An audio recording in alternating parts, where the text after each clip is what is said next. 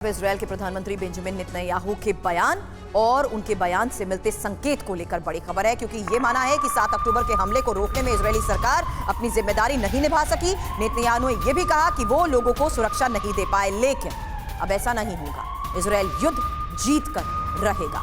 Information wall का रुख करते हुए इस बारे में करूंगी चर्चा, क्योंकि नेतन्याहू ने हमले की जिम्मेदारी तो ले ली है, लेकिन अब सबसे बड़ा सवाल यही है कि युद्ध के बाद गाजा का हो गया क्या, इसको लेकर होगा सवाल।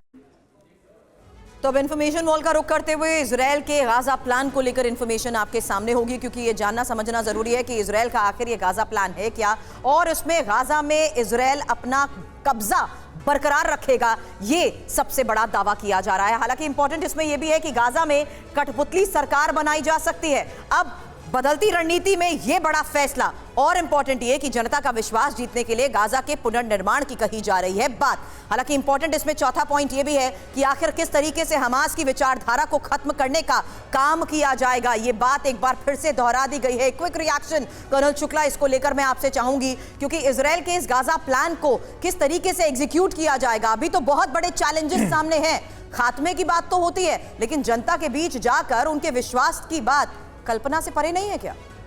जी, प्रेजेंट सिचुएशन देखें, जो आज की सिचुएशन देखें, तो गाजा स्ट्रिप को इन्होंने 2 पार्ट में डिवाइड कर दिया है। एक साउथ पार्ट है, एक नदर्न पार्ट है। नदर्न पार्ट को पूरी तरह से घेर लिया है और उसके अंदर मिलिट्री ऑपरेशन चालू है इस समय।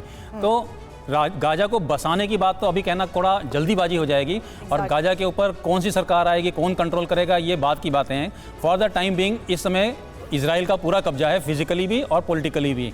अब उसमें ऑपरेशन चल रहे हैं, और ऑपरेशन के दौरान जितनी भी सिटीज़ के अंदर इमारतें हैं वो ऑलमोस्ट ख़त्म हो चुकी हैं, काफ़ी ज़्यादा नुकसान हो चुका है, और यहाँ पे इस समय प्रेजेंटली कोई भी सिटीज़न नहीं रह रहे हैं।